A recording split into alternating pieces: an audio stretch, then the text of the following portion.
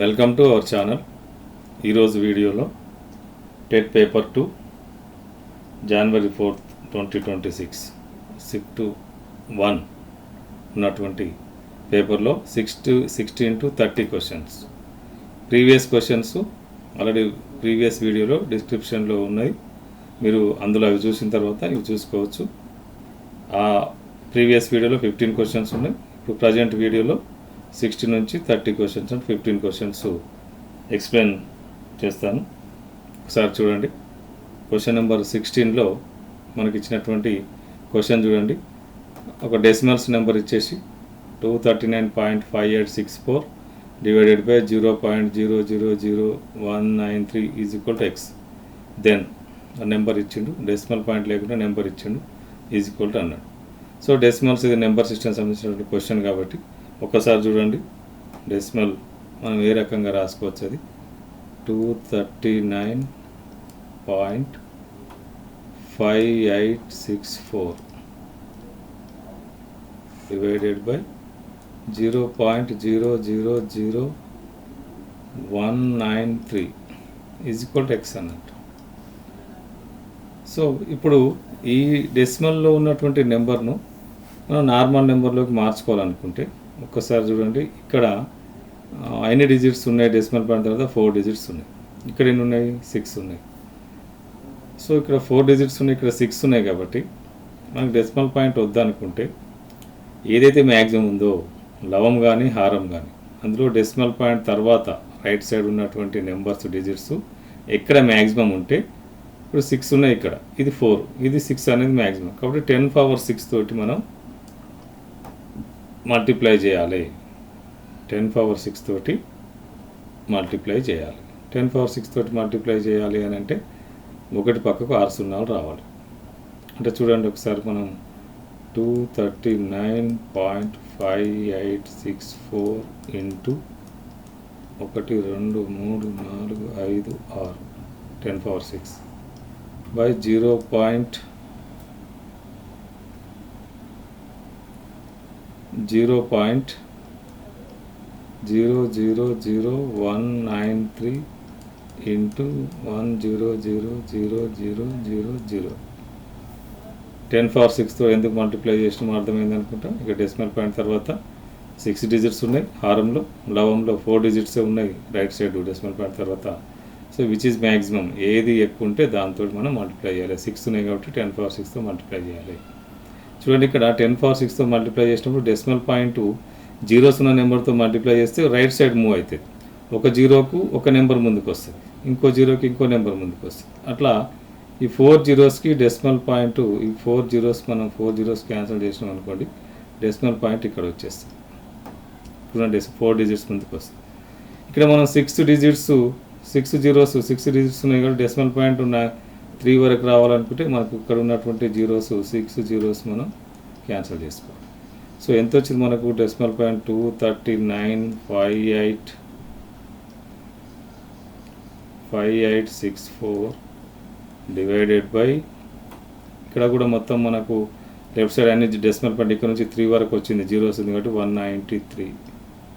పైన మనకు జీరోస్ ఉన్న సంఖ్య 100 మిగిలింది. సో 100 అట్నే రాసుకుంటే ఈజ్ ఈక్వల్ టు ఎక్స్. అది కానీ మనకి ఇక్కడ క్వశ్చన్లో ఏమి ఇచ్చిండు? ఇక్కడ ఇంటూ 100 లేదు. 100 మనం రైట్ సైడ్ తెచ్చుకోవాలి. చూద్దాం. ఇక్కడ ఇంటూ ఉంది కాబట్టి 239.5864 బై 193. ఇక్కడ ఇంటూ ఉంది కాబట్టి x/100. సో దిస్ వాల్యూ ఎంతకి ఈక్వల్ అయితే x/100 ఎక్కడ ఉంది మనకు? ఇక్కడ ఉంది x/100. So 16th one is, 4th option is right.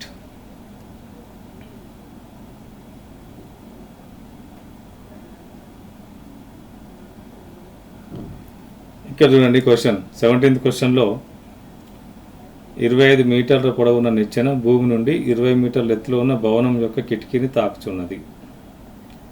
అప్పుడు భవనం నుండి నిచ్చెన అడుగు భావన గల దూరం మీటర్లలో. ఇది ఇంతకుముందు కొన్ని పేపర్ 2 క్వశ్చన్స్లో ప్రాక్టీస్ చేసి దాంట్లో వచ్చింది. చూడండి ఇక్కడ మనం నిచ్చెన వేస్తున్నాం, స్ట్రైట్గా నిచ్చెన వేసేస్తే నిచ్చెన ఇక్కడ తాకుతుంది. సో ఇక్కడ ఒక వేస్తుంది చూడండి డయాగ్రామ్. ఇది నిచ్చెన ఏ బి సి, ఇది నిచ్చెన, ఇది గోడ, ఏబి అనేది గోడ, ఏసీ అనేది నిచ్చెన.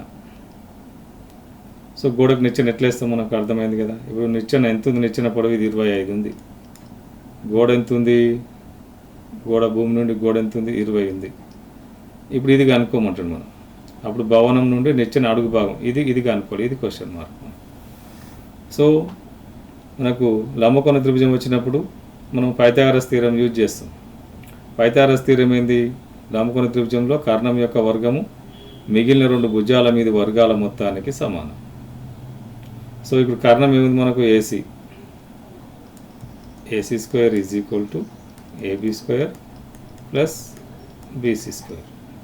ఇది లంబకోణ త్రిభుజం యొక్క ప్రాపర్టీ, అంటే Pythagoras theorem application. So AC ఎంత ఉంది మనకు, 25 whole square is equal to AB 20 square plus BC తెలియదు మనకు, బీసీ అట్నే రాసుకుంటాం. 25 స్క్వేర్ అంటే 625, 20 స్క్వేర్ అంటే 400 plus BC square. So 625 minus 400 is equal to BC square. So 625 minus 400 ఎంత వస్తుంది, 225 is equal to BC square. BC is equal to 225 under root. 225 కి route ఎంత, 15. 15 2 times multiply చేస్తే 225. 15 యొక్క వర్గం 225, 225 యొక్క వర్గమూలం 15. 15 ఎక్కడ ఉంది మనకు, ఆప్షన్ 2లో ఉంది, 17th ఆప్షన్ 2. సో ఇట్లా పైథాగరస్ లంబకోణ త్రిభుజానికి సంబంధించిన భుజాలు వచ్చినప్పుడు పైథాగరస్ థీరం అప్లై చేయండి. అప్లై చేసి లెఫ్ట్ టు రైట్ కన్వర్షన్ చేసేస్తే మనకు కావాల్సినటువంటి ఆన్సర్ వచ్చేస్తుంది.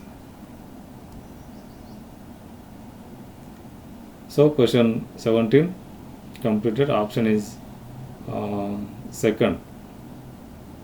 15 is the right answer. Question number 18 ఒక్కసారి చూడండి.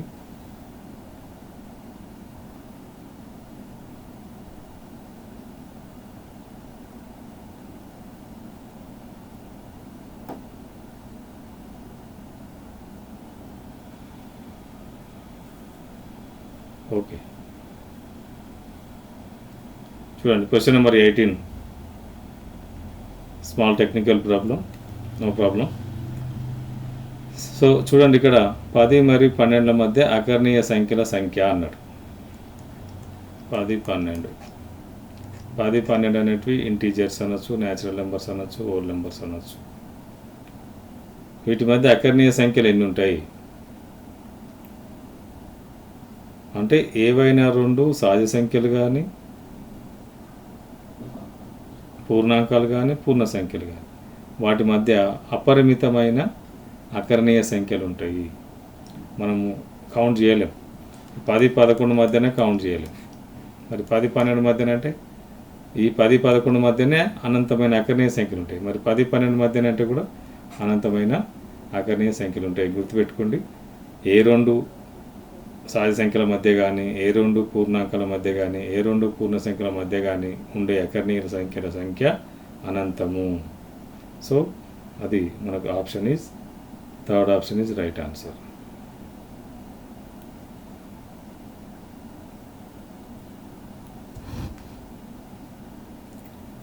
చూడండి, ఇక్కడ క్వశ్చన్ 19, ఒక జత సమాంతర భుజాలు కలిగిన చతుర్భుజం. చతుర్భుజం రకాలు మనం వీడియోలో చెప్పుకున్నాం, చాప్టర్ వచ్చినట్టు వీడియోలో చెప్పుకున్నాం. చతుర్భుజం యొక్క ప్రతి చతుర్భుజం రకాలు చెప్పుకున్నాం, ఆ రకాలకు సంబంధించిన ప్రాపర్టీస్ కూడా చెప్పుకున్నాం. ఒక జత సమాంతర భుజాలు, ఒకే జత సమాంతర భుజాలు అంటే మనకి ఎట్లా వస్తుంది డయాగ్రామ్, ఇలా గీసుకుంటాం. ఏబిసిడి అంటే ఏబికి సిడి సమాంతరంగా ఉంది, ఒక జత. మరి ఇట్లుంటే ఇట్లా కూడా గీసుకోవచ్చు మనం, ఒకటే జత సమాంతరంగా ఏబి సిడి, సిడికి ఏబి. లేదు ఇట్లా కూడా గీసుకోవచ్చు.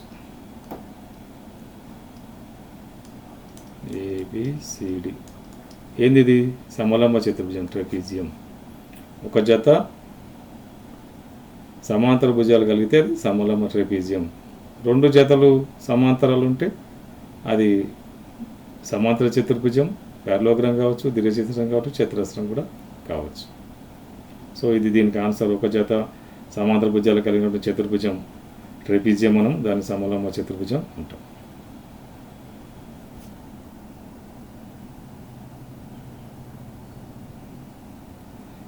క్వశ్చన్ నెంబర్ 20 చూడండి. క్వశ్చన్ నెంబర్ 20లో ఒక తరగతిలో 96 మంది విద్యార్థులు ఉన్నారు. బాలుర సంఖ్య బాలికల సంఖ్యకు 3/5 రెట్లు అయితే బాలికల సంఖ్య. మొత్తం క్లాస్లో 96 మెంబర్స్ ఉన్నారు. టోటల్ స్టూడెంట్స్ 96 ఉన్నారు. ఇది గివెన్ ఆప్షన్. బాలుర సంఖ్య బాలికల సంఖ్యకు 3/5 రెట్లు అయితే, బాలుర సంఖ్య బాలికల సంఖ్యకు 3/5 రెట్లు. బాలికల సంఖ్య ఎంత? మరి బాలికల సంఖ్య ఎంతో తెలియదు మనకు, బాలుర సంఖ్య కూడా తెలియదు. బాలుర సంఖ్య కావాలంటే బాలికల సంఖ్యకు 3/5 రెట్లు చేయాలి. ఇప్పుడు బాలికలు అంటే గర్ల్స్ ఎక్స్ అనుకున్నాం అనుకోండి. గర్ల్స్ ఎక్స్ అనుకుంటే బాయ్స్ ఎంత అవుతారు? 3x/5 అవుతారు. ఇక్కడ ఇచ్చింది చూడండి. బాలుర సంఖ్య బాలికల సంఖ్యకు 3/5 రెట్లు. బాలికల సంఖ్య మనం ఎక్స్ అనుకున్నాం, దానికి 3/5 రెట్లు చేస్తే బాలుర సంఖ్య వస్తుంది. సో ఇది మనకి ఇచ్చినటువంటి డాటా. మరి ఇప్పుడు ఏం కనుక్కోమంటుండు? బాలికల సంఖ్య కనుక్కోండి. ఎక్స్ కనుక్కోవాలి. మనం ఎక్స్ కనుక్కోవాలంటే ఇప్పుడు రెండింటిని మనం బాలుర సంఖ్య బాలికల సంఖ్య కూడితే 95 సమానం కావాలి. కాబట్టి x + 3x/5 = 96 రాస్తాం. సొల్యూషన్ 1 ఉంది, ఎల్సిఎం తీస్తాం. 1 5 ఎల్సిఎం, 5 ఇక్కడ మల్టిప్లై చేస్తుంది, 5x + 3x, 1 ఇక్కడ మల్టిప్లై చేస్తుంది, = 96. 8x/5 = 96. 8x = 96 × 5. x = 96/5/8. 8 1 = 8 2 = 12, 8 12 = 96, 12 5 = 60. So X ఏంటి మనకు? గర్ల్స్. గర్ల్స్ అడిగిండా? ఎస్, గర్ల్స్ అడిగింది. ఎంతమంది గర్ల్స్? 60. వీళ్ళ బాయ్స్ అడిగితే ఏం చేస్తాం? 3x/5 దగ్గర ఎక్స్ దగ్గర 60 పెట్టేస్తే వచ్చేస్తుంది, 36 వస్తుంది. So 60 first answer. 20కి answer 1 is answer. First option is right answer.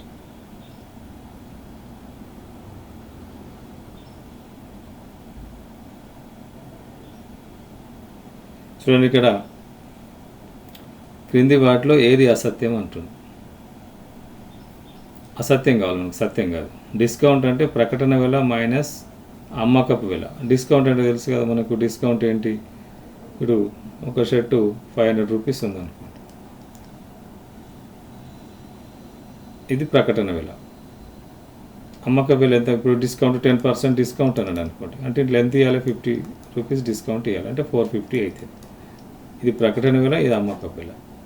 Discount equal ఏంది? ప్రకటన వెలకి వెళ్ళి అమ్మకపు వెల తీసేస్తే డిస్కౌంట్. సో ఇది రైటే మనకు.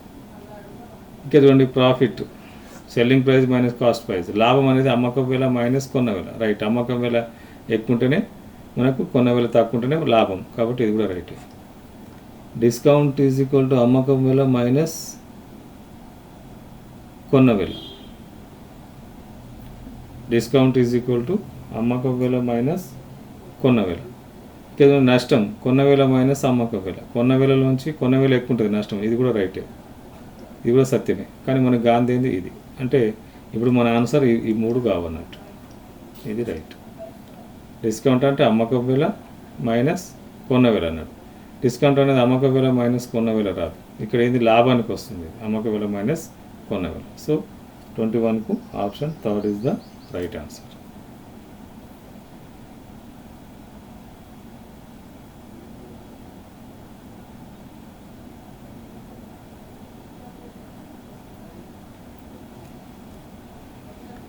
చూడండి, సాధారణ వడ్డీతో 12 సంవత్సరాల్లో ఒక మొత్తం 4 రెట్లు అవుతుంది.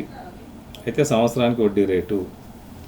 సాధారణ వడ్డీ అంటే బారు వడ్డీ 12 సంవత్సరాల్లో ఒక మొత్తం 4 రెట్లు. 12 సంవత్సరాలట. అంటే టైం పీరియడ్ ఇచ్చాడు. మనకేంటి బారు వడ్డీ సూత్రం I = PTR/100 వస్తుంది మనకు. ఇది మొత్తం కలిపితే మనకేమవుతుంది, వడ్డీ ప్లస్ అసలు కలిపితే మొత్తం వస్తుంది. ఇక్కడ ఏమంటుండే 12 సంవత్సరాల్లో ఒక మొత్తం 4 రెట్లు అవుతుందట. సాధారణ వడ్డీ 12 సంవత్సరాల్లో వచ్చేటటువంటి దానికి మొత్తానికి 4 రెట్లు. ఇప్పుడు మనకి ఏంటి, P+I. P+I అంటే ఏంది మరి మనకు, P+I అంటే A = P+I ఏంటి మనకు, PTR/100. ఇది ఎంత అవుతుంది, 4 రెట్లు అవుతుంది. దేనికి, అసలుకు 4 రెట్లు అవుతుంది. 12 సంవత్సరాల్లో సాధారణ వడ్డీతో కలుపుకొని 12 సంవత్సరాల్లో మొత్తం 4 రెట్లు అవుతుంది. అసలుకు ఎంత అవుతుంది, ఇది 4 రెట్లు అవుతుంది. అంటే 4P 100P. ఇక్కడ మనకు ఎంత ఇచ్చిండు అక్కడ చూడండి, ఇక్కడ P కామన్ తీసేస్తే మనకు 1+T ఇచ్చిండు 12 R/100, 12R/100. సో ఇక్కడ మనం P క్యాన్సిల్ చేసుకోవచ్చు. 4 = ఇక్కడ LCM తీస్తే 100 LCM, 100 ఇక్కడ మల్టిప్లై చేస్తుంది. 100 + 2R 12R, 100 + 12R. ఒక్కసారి చూడండి, ఇది ఇటు వచ్చేస్తే మనకు 100 ఇటు వచ్చేస్తే 400 = 100 + 12R. సో 300 =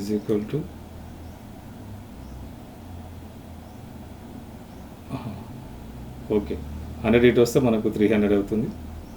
400 మైనస్, చూడండి ఇక్కడ రాస్తున్నాను, 400 మైనస్ 300 100 = 12R. R కనుక్కోవాలి మనం. అంటే ఇది 300 = 12R. 12 ఇటు వస్తే 300/12, that is equal to R. ఇంటి వస్తుంది 12 1 జా 12 2 జా 24, 6 మిగులుతుంది మనకు, 6 0 60, 12 5 60. అంటే R = 25. ఎంత వడ్డీ శాతం ఎంత ఉండాలి, 25 ఉండాలి. సో ఇక్కడ చూడండి, మనకు సాధారణ వడ్డీ అడిగినప్పుడు సాధారణ వడ్డీకి సూత్రం వేసినాం. సాధారణ వడ్డీతో 12 సంవత్సరాల్లో వచ్చే మొత్తం 4 రెట్లు అవుతుంది. మొత్తం 4 రెట్లు ఉంటుంది వడ్డీకి. ఈ ప్రిన్సిపల్ అమౌంట్కు 4 రెట్లు అవుతుంది అని చెప్తున్నాడు. సో ఇక్కడ మనకు ప్రిన్సిపల్ అమౌంట్ ఏ మొత్తం ప్రిన్సిపల్ అమౌంట్ ప్లస్ ఇంట్రెస్ట్. ఇక్కడ ఫార్ములా రాసేస్తే ప్రిన్సిపల్ అమౌంట్ ప్లస్ ఇంట్రెస్ట్ ఏముంది మనకు, PTR/100. ఇది మొత్తం ఎన్ని రెట్లు అవుతుంది, 4 రెట్లు అవుతుంది. కాబట్టి 4P రాసినాం ఇక్కడ. అంటే ప్రిన్సిపల్ అమౌంట్కు 4 రెట్లు రాసినాం. ప్రిన్సిపల్ అమౌంట్ P కాబట్టి 4P రాసినాం. ఇక్కడ P కామన్ తీసేస్తే మనకు ఇది PP క్యాన్సిల్ అయింది, 4 మిగిలింది. సొల్యూషన్ చేస్తే R వాల్యూ 25 వచ్చింది. అంటే 25% వడ్డీ రేటు ఉంటే 12 సంవత్సరాల్లో కొంత మొత్తం అమౌంట్కి అది 4 రెట్లు అవుతుంది.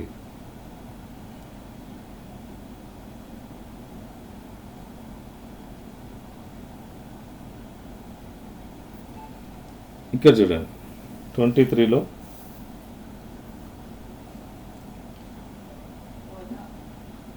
ఒక్కసారి ఇక్కడ మనకేమిచ్చిండు, పౌనపుణ్య విభాజనం యొక్క సగటు ఇచ్చిండు. సగటు ఎంత ఇచ్చిండు, సగటు మనకు ఆల్రెడీ ఇచ్చిండు. సగటు 12.5 అన్నాడు. సిగ్మా FI/XI ఇచ్చిండు. సిగ్మా FI/XI 140 + 5K ఇచ్చిండు. సిగ్మా FI = 30 ఇచ్చిండు. మనకు ఇది స్టాటిస్టిక్స్ సంబంధించినటువంటి క్వశ్చన్. సగటు ఫార్ములా మనకు సగటు సిగ్మా FI/XI/సిగ్మా FI. ఇది ఫార్ములా సగటు ఇచ్చిండు మనకి ఎంత, 12.5 ఇచ్చిండు. సిగ్మా FI/XI ఇచ్చిండు 140 + 5K సబ్స్టిట్యూట్ చేయడమే 30. చూడండి 140 + 5K 30. ఇటు వచ్చేసి దీన్ని మల్టిప్లై చేస్తుంది. 12.5 × 30. సో 140 + 5K ఈ జీరోస్ ఉన్నప్పుడు చెప్పిన ఒక జీరో క్యాన్సిల్ అయింది అనుకోండి, డెసిమల్ పాయింట్ ఇక్కడికి వచ్చేస్తుంది. ఈ జీరో ఇప్పుడు క్యాన్సిల్ చేస్తే డెసిమల్ పాయింట్ 5 ముందుకు వచ్చేస్తుంది, అంటే 125 ఇంటూ 3. మల్టిప్లికేషన్స్ వచ్చినట్టు సింప్లిఫై చేసుకోవచ్చు మీరు.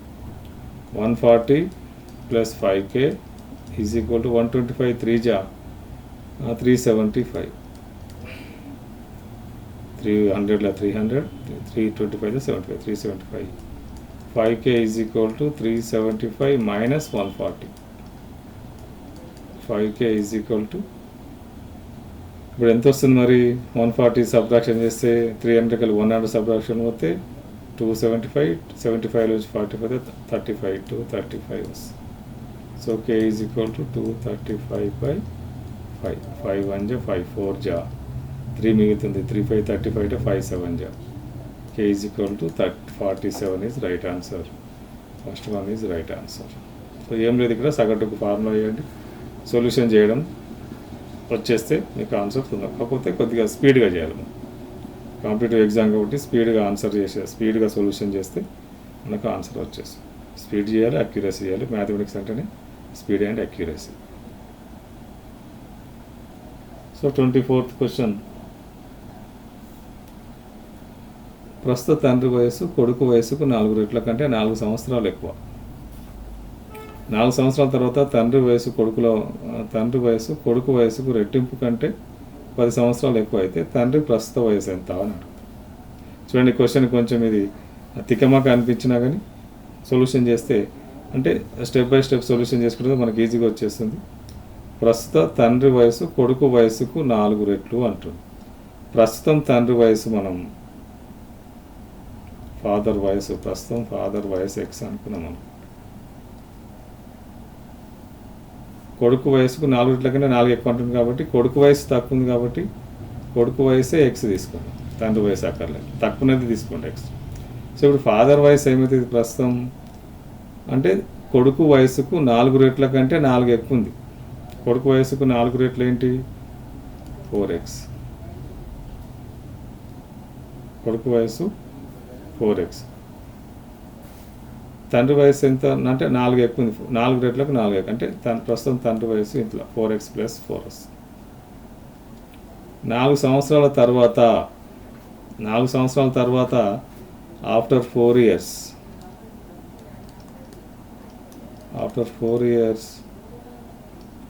ప్రస్తుతం కొడుకు వయసు ఎక్స్. 4 సంవత్సరాల తర్వాత అంటే కొడుకు వయసు ఏమవుతుంది? ఎక్స్ ప్లస్ 4 అవుతుంది. తండ్రి వయసు ఏమవుతుంది? 4x ప్లస్ 4 ప్రస్తుతం ఉన్న వయసుకి 4 యాడ్ చేయాలి. ఇది ప్రస్తుత వయసులు, గీత కొట్టి ప్రస్తుత వయసులు. 4 సంవత్సరాల తర్వాత అంటే వాళ్ళకి 4 సంవత్సరాలు వయసు పెరుగుతుంది కాబట్టి ప్రస్తుత వయసుకు 4 యాడ్ చేయాలి. ప్రస్తుత వయసు మనది 26 ఇయర్స్ అనుకోండి. 4 సంవత్సరాల తర్వాత అంటే 30 ఇయర్స్. 26 ప్లస్ 4 యాడ్ చేస్తాం. సో అప్పుడు ఇక్కడ రిలేషన్ ఇచ్చిండే, అప్పుడు ఏమైంది? తండ్రి వయసు కొడుకు వయసు రెట్టింపు కంటే 10 సంవత్సరాలు ఎక్కువైంది. తండ్రి వయసు కొడుకు వయసు రెట్టింపు కంటే 10 సంవత్సరాలు ఎక్కువైంది. ఇవి రెండింటిని సమానం చేయాలంటే ఇప్పుడు తండ్రి వయసు కొడుకు వయసును రెట్టింపు చేయాలి. దీన్ని కొడుకు వయసును రెట్టింపు చేయాలంటే 2తో మల్టిప్లై చేయాలి. రెట్టింపు 2 ఇంటూ ఎక్స్ ప్లస్ 4 చేయాలి. రెట్టింపు కంటే 10 సంవత్సరాలు ఎక్కువైంది తండ్రి వయసు, అంటే కొడుకు వయసు రెట్టింపు కంటే 10 సంవత్సరాలు ఎక్కువ ఉంది. తండ్రి వయసు ఎక్కువ ఉంది కాబట్టి కొడుకుకు 10 సంవత్సరాలు కలిపితే ఇద్దరు వయసులు సమానం అవుతాయి. ఈయన రెట్టింపు కంటే 10 సంవత్సరాలు ఎక్కువ ఉంది కాబట్టి నేను రెట్టింపు చేసి 10 సంవత్సరాలు కొడుకు వయసుకు యాడ్ చేస్తే ఇద్దరు వయసులు సమానం అవుతాయి 4 సంవత్సరాల తర్వాత. అంటే ఇప్పుడు మనకి ఇక్కడ ఇది కొడుకు వయసు, రెట్టింపు చేసి 10 యాడ్ చేసి తండ్రి వయసుకు సమానం చేసుకోవాలి. తండ్రి వయసు ఏముంది? 2 into X plus 4 plus 10 is equal to 4x plus 8. 4x plus 8. Next చూడండి, ఇక్కడ 2x plus 8 plus 10 is equal to 4x plus 8. 8 cancel. చూడండి, ఇక్కడ 4x ఇటు వచ్చేస్తే 2x minus 4x is equal to minus 10. Minus 2x is equal to minus 10. X is equal to 10 by 2 అంటే 5. ఇది X. మరి తండ్రి వయసు ఎంత? ప్రజెంట్ వయసు గీది, మనకు ప్రస్తుత వయసు అడిగింది. తండ్రి ప్రస్తుత వయసు గీది 4x + 4. ఎక్స్ ఎంత వచ్చింది మనకు? 5 వచ్చింది. సో 4x + 4కు ఎక్స్ ప్లస్లో 5 పెట్టేస్తే +4 అంటే 5 4 + 20 + 4 అంటే 24 వస్తుంది. 24 is the right answer. First కొడుకు వయసు రాసుకోండి ఎక్స్. తండ్రి వయసు ఏమైంది? 4 రెట్ల కంటే 4 సంవత్సరాలు, 4 సంవత్సరాలు ఎక్కువ ఉంది కాబట్టి 4x + 4 అవుతుంది ప్రస్తుత వయసు తండ్రి. కానీ ప్రస్తుత వయసు తండ్రి వయసు ఆయన 4 సంవత్సరాల తర్వాత వారి వయసులు రాసినాం. వారి వయసులకు రిలేషన్ ఇచ్చింది. ఇక్కడ కొడుకు వయసుకు రెట్టింపు కంటే 10 సంవత్సరాలు ఎక్కువ ఉంది. కొడుకు వయసును రెట్టింపు చేసి ఫాదర్ వయసు తన కొడుకు వయసుకు 10 సంవత్సరాలు ఎక్కువ ఉంది కాబట్టి ఎక్కువ ఉన్నప్పుడు రెండింటిని బ్యాలెన్స్ చేయాలంటే తక్కువ ఉన్న వాళ్ళకి యాడ్ చేస్తాం. ఇది 10 కొడుకు వయసుకు యాడ్ చేసి ఈక్వల్ చేస్తాం. Option 4 is the right answer. ఇక్కడ చూడండి క్వశ్చన్, ఇది మెథడాలజీకి సంబంధించి. ఒక ఉపాధ్యాయుడు క్షేత్ర గణిత బోధనకు ప్యాకేజింగ్ బాక్సులు ఉపరితల వైశాల్యాన్ని చూపించడం ద్వారా పాఠాన్ని ప్రారంభించాడు. ఇందులో ఆ ఉపాధ్యాయుడు క్రింది విధానాన్ని ఉపయోగించాడు. క్షేత్ర గణిత బోధనకు ప్యాకేజింగ్ బాక్సుల ఉపరితల వైశాల్యాన్ని చూపించడం ద్వారా పాఠాన్ని ప్రారంభించాడు. అంటే ప్యాకేజింగ్ బాక్సులు ఉపరితల వైశాల్యం చూపించాలంటే అసలు ఏంటిది? దైనందిన జీవితంతో సహసంబంధమా, ఇతర విషయాలతో సహసంబంధమా, గణిత శాస్త్ర ఇతర శాఖలతో సహసంబంధమా, సహసంబంధం లేదా? సహసంబంధం ఉంది. ఇది ఎక్కడో ఒక దగ్గర సహసంబంధం ఉంది కాబట్టి సహసంబంధం లేదనేది రాంగు. చూద్దాం. ఇతర విషయాలతో సహసంబంధం ఉందా? ఇతర బాక్సులు ప్యాకేజింగ్ అనేది ఇతర విషయాలు కాదు. ఇతర విషయాలు అంటే ఇతర సబ్జెక్టు. గణిత శాస్త్ర ఇతర శాఖలతో అంటే ఇది కూడా కాదు. దైనందిన జీవితంతో సహసంబంధం అవుతుంది. గణిత శాస్త్ర ఇతర శాఖలతో అంటే మ్యాథమెటిక్స్లోనే ఒక టాపిక్ నుంచి ఇంకో టాపిక్కి మనం వెళ్ళినప్పుడు ఇది వస్తుంది. ఇక్కడ కూడా ఇతర విషయాలంటే వేరే సబ్జెక్ట్లోకి వెళ్ళినప్పుడు ఫిజిక్స్లో కానీ కెమిస్ట్రీలో కానీ వెళ్ళినప్పుడు వస్తుంది. సో ఇక్కడ ఈ 3 ఆప్షన్స్ కరెక్ట్ కావు కాబట్టి మనకు దైనందిన జీవితంతో సహసంబంధం అనేది ఇక్కడ ఉపాధ్యాయుడు ఉపయోగించినటువంటి విధానం.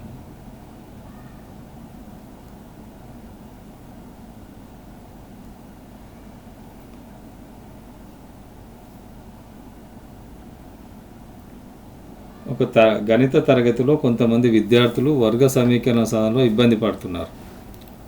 ఉపాధ్యాయుడు మిశ్రమ సామర్థ్య సమూహాన్ని ఏర్పాటు చేశాడు.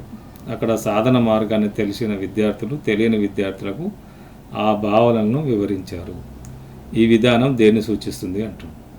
అంటే ఒక మ్యాథమెటిక్స్ టీచర్ విద్యార్థులకు వర్గ సమీకరణాలు సాధన చేయటం చెప్తున్నప్పుడు కొంతమంది విద్యార్థులు ఇబ్బంది పడుతున్నారు. మరి ఇబ్బంది పడుతున్నప్పుడు ఏం చేసిండు సారు? మిశ్రమ సామర్థ్య సమూహాన్ని ఏర్పాటు చేసిండు. మిశ్రమ సామర్థ్యాలు అంటే బిలోలో చదవని వాళ్ళను, మామూలుగా చదివే వాళ్ళను అందరిని కలిపి ఒక గ్రూప్ చేసి అట్లా కొన్ని గ్రూపులు ఏర్పాటు చేసి, అంటే అందులో చదవని వారు ఉంటారు, మామూలుగా చదివే వాళ్ళు ఉంటారు, బాగా చదివే వాళ్ళు ఉంటారు. అక్కడ ఏమైంది? తెలిసిన విద్యార్థులు తెలియని విద్యార్థులకు ఆ భావనను వివరిస్తున్నారు. ఉపాధ్యాయుడు ఓన్లీ పర్యవేక్షణ చేస్తున్నారు. ఇప్పుడు మరి దీన్ని ఏది సూచిస్తుంది అని అంటుంది. సమవయస్కుల అభ్యసనమా, పోటీ అభ్యసనమా, జట్టు బోధననా, సూక్ష్మ బోధన? సూక్ష్మ బోధన కాదు, పోటీ అభ్యసనం కానే కాదు, వాళ్ళకి పోటీ పెట్టలేడు సారు. జట్టు బోధన అన్నాడు, సమవయస్కుల అభ్యసనం అన్నాడు. జట్టు బోధన కాదు, సమవయస్కుల అభ్యసనం. జట్టు బోధన అంటే ఎప్పుడు వస్తుంది? గ్రూప్ అందరికీ చేసి ఆ గ్రూప్కి సారు డిక్టేట్ చేస్తే జట్టు బోధన వస్తుంది. సో అక్కడ వాళ్ళు విద్యార్థులు తెలిసిన వాళ్ళు తెలియని వాళ్ళకి చెప్తారు కాబట్టి సమవయస్కుల అభ్యసనం కిందకి వస్తుంది ఇది. So this is first one is the right answer.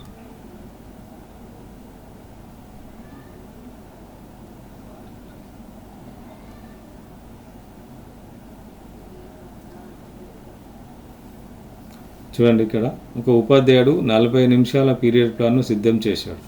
అందులో 5 నిమిషాల పరిచయ కార్యకలాపాలు, 30 నిమిషాలేమో ప్రదర్శన కార్యకలాపాలు మరియు 5 నిమిషాల ముగింపు కార్యకలాపాలు ఉన్నాయి. 40 నిమిషాల పీరియడ్ ప్లాన్లో ఒక టీచర్ ప్లాన్ ఈ రకంగా ఉంది. 5 నిమిషాలేమో పరిచయం టీచింగ్ పీరియడ్లో పరిచయం ఉంటుంది, లాస్ట్ ముగింపు కూడా ఖచ్చితంగా ఉంటుంది. 30 నిమిషాలేమో ప్రదర్శన, మనం ఏం చెప్పాలనుకున్నామో అది ప్రదర్శన చేయడం, 5 నిమిషాలు ముగింపు కార్యకలాపం. అయితే పాఠశాల పీరియడ్ వ్యవధిని 30 నిమిషాలకు తగ్గించింది. ఉత్తమ సర్దుబాటు ఏమిటి? 10 నిమిషాలు తగ్గించినప్పుడు ఇందులో ఉత్తమ సర్దుబాటు ఏంది? యాజ్ ఏ టీచర్గా ఉత్తమ సర్దుబాటు ఏం చేయాలి అనేది ఒకసారి మనం చూస్తే, మొత్తం పరిచయ కార్యకలాపాలు, ముగింపు కార్యకలాపాలను తొలగించడం. చూడండి, అన్నీ ఒకసారి చదువుదాం. ప్రధాన కార్యకలాపాల సమయాన్ని తగ్గించి, ప్రదర్శన కార్యకలాపాల సమయాన్ని తగ్గించి, బోధనా లక్ష్యాలను పూర్తిగా ఉండేలా చూడడం. ముగింపు కార్యకలాపాలను తొలగించడం మరియు ప్రదర్శన కార్యకలాపాలను తగ్గించడం. పరిచయ కార్యకలాపాలను తొలగించడం మరియు ప్రదర్శన కార్యకలాపాలను తగ్గించడం. చూడండి, ఇక్కడ మనకు 40 నిమిషాల పీరియడ్లో ఖచ్చితంగా పరిచయ కార్యక్రమం ఉండాల్సిందే, ముగింపు కార్యక్రమం కూడా ఉండాల్సిందే. మధ్యలో మనం ఏం చెప్పినా, 5 నిమిషాలు చెప్పినా, దాన్ని 10 నిమిషాలు చెప్పినా దానికి పరిచయ కార్యక్రమం ఉండాలి, ముగింపు కార్యక్రమం ఉండాలి. చూడండి, ఇక్కడ ఏమంటుంది? మొత్తం పరిచయ కార్యకలాపాలు, ముగింపు కార్యకలాపాలను తొలగించడం. అంటే ఈ రెండింటి తొలగించడం, కాబట్టి ఇది కాదు, తొలగించొద్దు. ప్రదర్శన కార్యకలాపాల సమయాన్ని తగ్గించి బోధనా లక్ష్యాలను పూర్తిగా ఉండేలా చూడడం. అంటే ఇక్కడ రెండింటి నుంచిండు, ఇక్కడ ఉన్నటువంటి ప్రదర్శన కార్యకలాపాల సమయాన్ని తగ్గించండి. చూద్దాం నెక్స్ట్ ఏమిటో చూద్దాం. ముగింపు కార్యకలాపాలు తొలగించడం మరియు ప్రదర్శన కార్యకలాపాలను తగ్గించడం. ముగింపును తొలగించడం అనేది కూడా సరైనది కాదు, కాబట్టి ఇది కూడా కాదు. మరి పరిచయ కార్యకలాపాలను తొలగించడం, పరిచయ కార్యకలాపాలను కూడా తొలగించొద్దు, అది కూడా సరైనది కాదు. ఉన్నటువంటి సమయంలోనే వాటిని కొంచెం తగ్గించుకొని వాటి అన్నింటినీ ఉండేటట్టు చూడాలి. మరి ఇక్కడ ఏమొస్తుంది? ప్రదర్శన కార్యకలాపాల సమయాన్ని తగ్గించి బోధనా లక్ష్యాలను పూర్తిగా ఉండేలా చూడడం. Right answer. సో ఇది second is the right answer.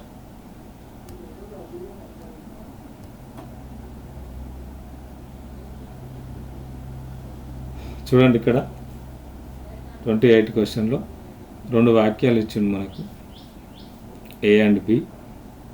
ఏ ఏంటి? జియోజిబ్రా లేదా ఏబి వ్యాఖ్యానం చేస్తే సరైన సమాధానం ఎంచుకోండి. జియోజిబ్రా లేదా వర్చువల్ మ్యానిపులేటివ్స్ వంటి సాంకేతిక పరిజ్ఞానాన్ని ఉపయోగించడం వల్ల గణితంలో భావనాత్మక అవగాహన పెరుగుతుంది. ఓకే, గణిత తరగతి గదిలో అన్ని సాంప్రదాయ బోధనా పద్ధతులను సాంకేతికత భర్తీ చేస్తుంది. 2 అంశాలు ఇచ్చారు మనకి. జియోజిబ్రా లేదా వర్చువల్ మ్యానిపులేటివ్స్ వంటి సాంకేతిక పరిజ్ఞానం ఉపయోగించడం వల్ల గణితంలో భావనాత్మక అవగాహన పెరుగుతుంది. ఓకే, జియోజిబ్రా ఇవి ఉపయోగిస్తే భావనాత్మక అవగాహన పెరుగుతుంది. రైటే. గణిత తరగతుల గదుల్లో అన్ని సాంప్రదాయ బోధనా పద్ధతులను సాంకేతికత భర్తీ చేస్తుంది. అంటే టెక్నాలజీ భర్తీ చేస్తుంది అంటుంది.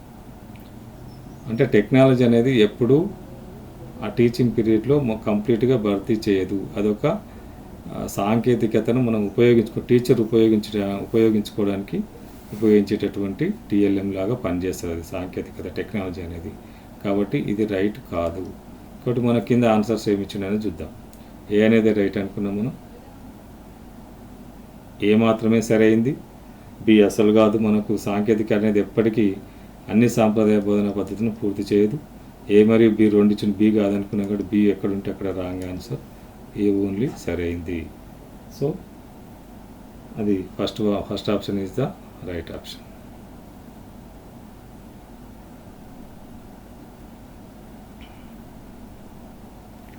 ఇక్కడ చూడండి, భావనను తగిన పద్ధతిలో జత చేయండి. పద్ధతి జత చేయమని చెప్తున్నాను.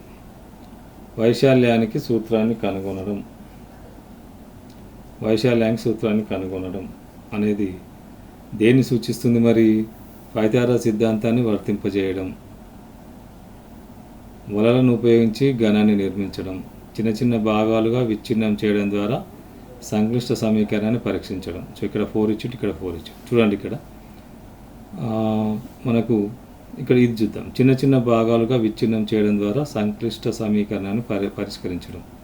ఇది విశ్లేషణ పద్ధతి కిందకి వస్తుంది. చిన్న చిన్న పద్ధతులు అంటే D2 ఇది దీని కిందకి వచ్చేస్తుంది. D2 కిందకి వచ్చేస్తుంది. వలలను ఉపయోగించి ఘనాన్ని నిర్మించడం. ఇది దేని కిందకి వస్తుంది? ల్యాబొరేటరీ కిందకి వస్తుంది. C1. వైశాల్యాన్ని సూత్రాన్ని కనుక్కోవడం. వైశాల్యాన్ని సూత్రాన్ని కనుక్కోవడం మరి నిగమన పద్ధత, ఆగమన పద్ధత అనేది ఒకసారి మనం చూసినట్లయితే వైశాల్యం సూత్రాన్ని కనుగొనడం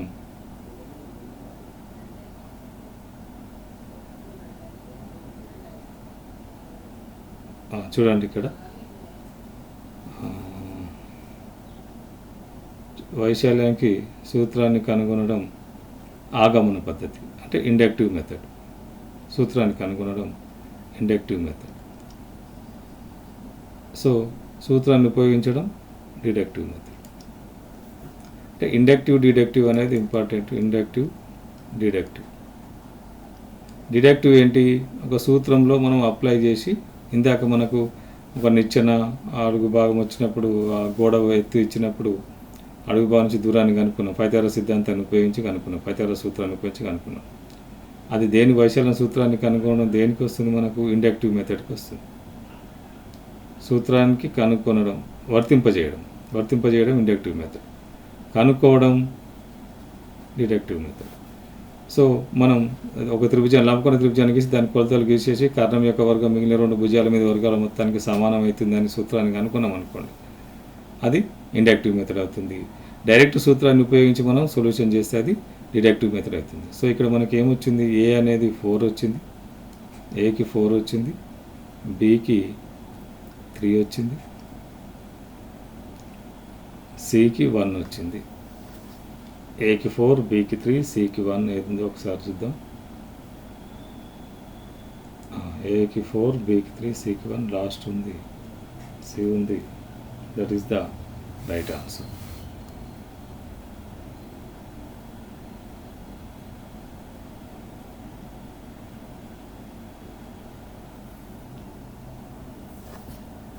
కొద్దిగా వీడియో డిస్టర్బ్ అవుతుంది, గమనించండి. చూడండి ఇక్కడ రెండింటిని ఏబి, లాస్ట్ క్వశ్చన్, ఏబి వ్యాఖ్యలను చదివి సరైన సమాధానం ఎంచుకోండి. ఐసీటీ వనరులు పరస్పర చర్య మరియు నిమగ్నం అవడం ద్వారా అభ్యసనాన్ని సులభతరం చేస్తాయి. ఐసీటీ వనరులు అనేటివి పరస్పర చర్య